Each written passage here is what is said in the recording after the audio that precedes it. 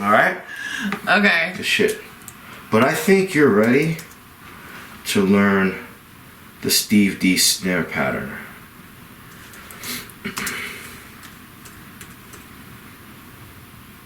I'm confident you're gonna learn this today. Sweet. Let's get a level. Alright, good shit. Okay. A little backstory on this pattern. So like totally dating myself right now. In the late 80s, I was in high school. I used to listen to the radio a lot. Chuck Chillot, Marley Marl. That's where I learned a lot of my scratch techniques, because hip-hop records back then all had scratches. There was another radio station that was airing from a college, Hofstra. No, was it no, Adelphi. I think it was Adelphi University. And the host of the show was a guy named Jeff Foss, who actually recently passed away like 2-3 weeks ago. And his DJ, Johnny Juice, was sick. And Juice did a lot of the scratches for the early Public Enemy albums. The cool thing with Johnny Juice was he used to compete around this time, like 1988. I believe he was in the 1988 New Music Seminar Battle.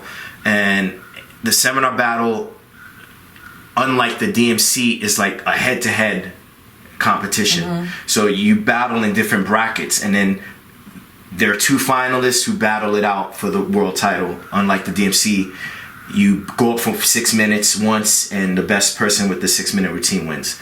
So Juice would play audio excerpts. You know, back then, again, there was no smartphones, no YouTube, none of that shit. So Juice would play audio excerpts from VHS tapes of these battles. So that was the first time that I heard DJs like Cash Money and Cutmaster Swift, like legends, like guys that invented the techniques that I'm teaching you. So it was cool listening to this, because that was my first introduction to like the higher levels of this art. And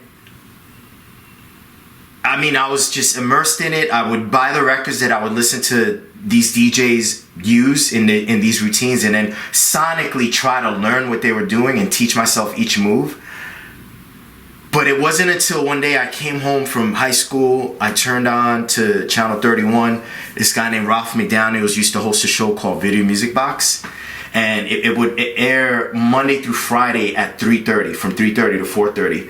And Ralph McDaniels went to one of these seminar battles and filmed it, then played excerpts from the battle in between music videos. And we're talking 1990. So back then, if you wanted to watch a video, you'd have to like wait Right. certain time and shit, and certain channel, and like sit there, watch the videos, or record them on your VHS and shit. So that's what I used to do after school, Monday through Friday. He aired an excerpt of the 1990 East Coast DMC competition. And in that battle, you had guys like Plastic Man, who was a member of a DJ crew called the Supermen, and E. Kim, this battle DJ from the Bronx, and there was another DJ named Steve Dee. So now I'm watching.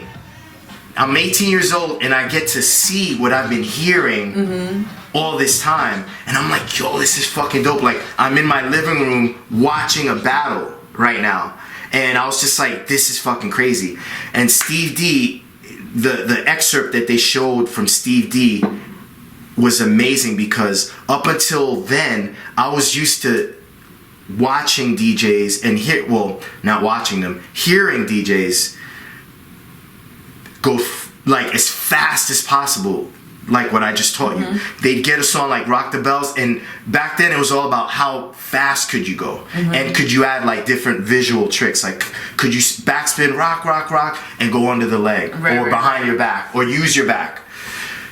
But Steve was just standing there, Jesse, and just, it was funny because like he was standing there and like his shoulders were moving. And it didn't look like he was doing much, because again, I was used to watching DJs go ultra fast, but it sounded fucking crazy. He was making a beat.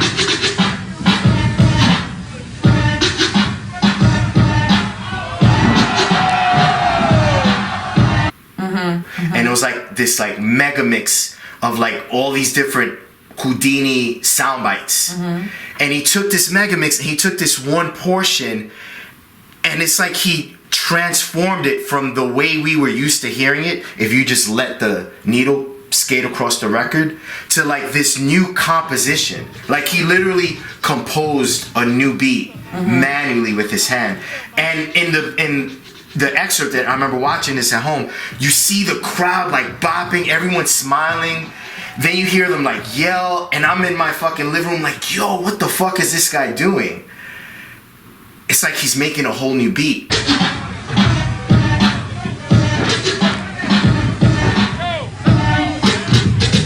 That was like March of 1990. Fast forward to like end of June 1990. My boy Les from the Beatnuts goes, yo, they're having a DJ battle on Times Square. It's a part of the New Music Seminar battle. That was the DMC that I saw on Video Music Box. So I'm like, yo, I gotta go. I have to see this in person. So I took the train by myself, took the 7 train down to Times Square, paid the entrance fee, and like all my fucking DJ idols were there. DJ Aladdin, Chuck Chill Out, Red Alert, Clark Kent. Like all the guys that I looked up to, that played on the radio, that scratched on songs, were there. And all these rappers, was incredible, man. And Steve Dee was in the same battle. So now I'm like, I get to see this guy like in person. And it was in a abandoned movie theater right on Times Square, like one of those marquee theaters. And I'm watching him, and every round he was doing this move, like it was crazy, Jesse. Like he was like bopping, manipulating the turntables. It didn't look like he was doing much, but it sounded so fucking crazy and intricate and busy.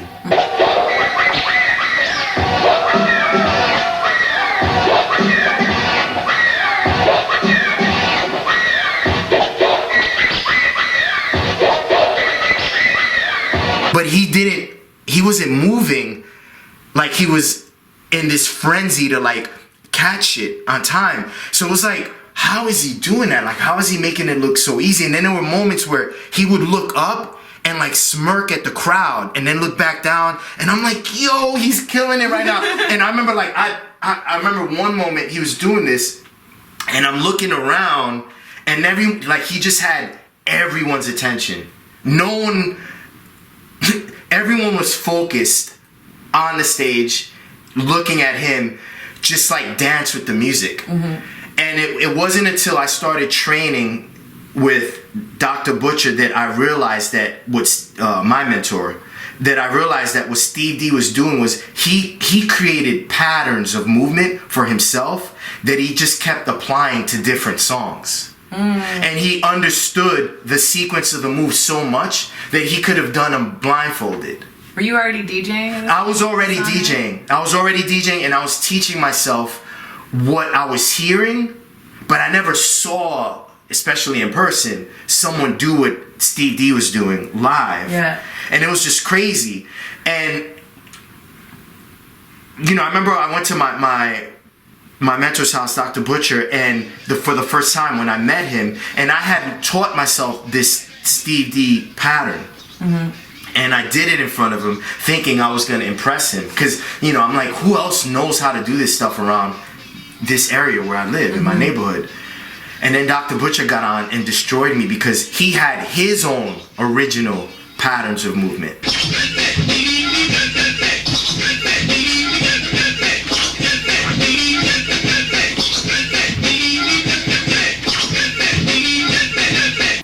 That no one was doing. And now opposed to me seeing it at a DJ battle, now I'm in someone's bedroom like this, watching like, yo, like you have your own patterns of movement. Like, what the fuck? And he helped me realize that, yeah, like you could learn someone's pattern of movement, but is that impressive that you could do someone's pattern of movement? The point is to create your own patterns of movement.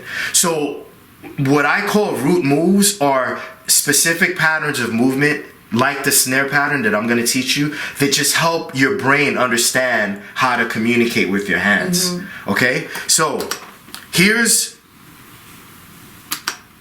what the full pattern sounds like. normal backspin. You know how to do this, right? Now look what a normal backspin turns into.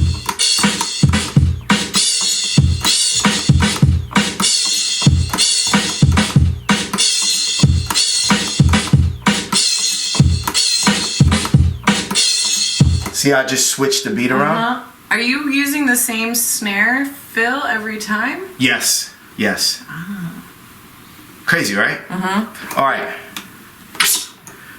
Let's break this pattern down into levels. Now you have to be very focused on responding to what you hear. Okay? More focused than the offset backspin that I taught you. All right? Because the offset backspin, the original move, it's basically two moves. You drop the left, and then add that offset, right? And then you could add a snare kick fill if you want. But the snare pattern, there are 3 movements that you gotta like master and do consistently over and over again. And the movements correspond with what you're hearing. So it's important for you to know exactly with the sounds that you're manipulating on both turntables, and your ability to see the mark, to track that mark. Right. It's gonna get even crazier now. All right. But I think you're gonna learn this. I'm confident, or else I wouldn't have introduced it to you just yet.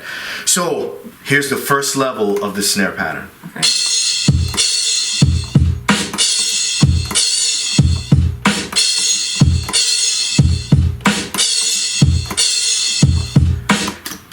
Does that make sense? Now, just that first level, you see how I just altered the beat? Right? So I just went from...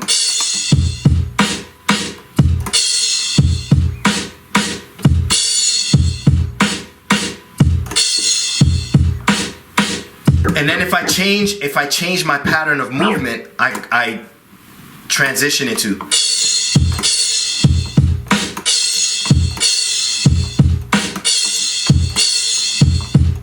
And that's beat juggling. You're figuring out a pattern of movement.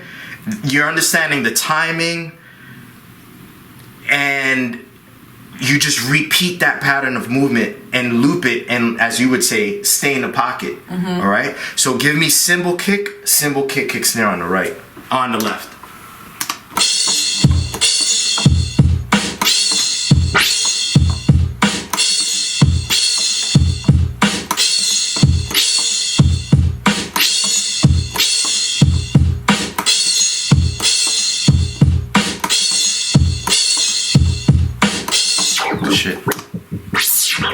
Good shit. Level 1 is conquered. Now we gotta move to level 2. This is where it gets tricky. Okay? So watch me. That's level 1. This is where you're at. Here's where I need you to be. Look. Let that rotate. See, you're gonna want to most likely what happens with my students is they do this. Look, it's like their brain wigs out and they want the right hand to do the work because they see the left side rotating, and it kind of makes them want to like. I think what happens is beginners at this pattern feel like they're losing control. Right. As they see the record rotating, but it's just doing what it's supposed to do. Remember, level 1, it goes cymbal, kick, kick, snare. So you're still within level 1. You're just adding an extra step.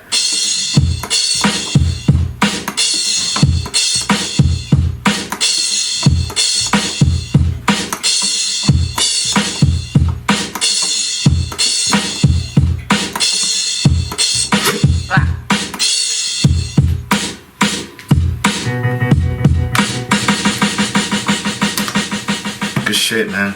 I knew you were gonna get this. Now, level 3, the final level of the pattern. Or, I should say, the final level of the pattern the way I want you to learn it, but there is a 4th level to it, and I actually sent you a video of one of my students doing it. The 4th level it's not necessarily like a mandatory. It's not like if you don't get to the fourth level, you don't know the pattern. And I say that because the fourth level works with certain songs. These moves, you gotta learn how to apply them across a wide variety of music. And that's the beauty of what Steve did in the battle, is he had this pattern mastered. Every round, he'd throw this pattern in and give us the illusion that he was doing something different, but he wasn't. He was just repeating the pattern on different songs. So it's like you were getting these different rhythms because it was a different song. Yeah, it was fun to mess with the different music for the offset and like... And be like, oh, I like it on this song. I don't really like it that much on this. You see what I'm saying? Like some patterns just sound incredible depending on the song you use. Right. All right? Same thing with this pattern. And just by the word itself, like pattern, so it connotates, like there's this like, if you learn the sequence, you understand the move and the order, the pattern will work. You just gotta execute the moves the right way. Right. So now, good job. You learned both levels of the snare pattern. Now we're gonna get you to level 3. Watch my hands.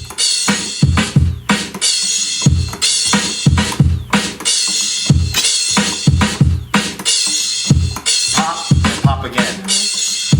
Pop, pop again. Pop and pop again. Pop and pop again.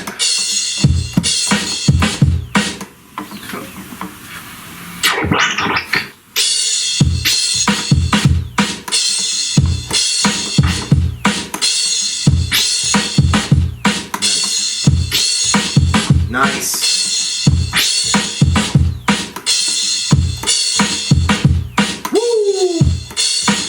Easy. Easy.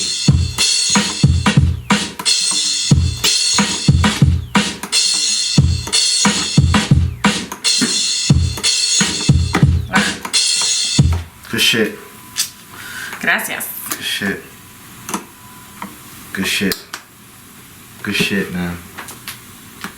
Good shit. I'm really happy.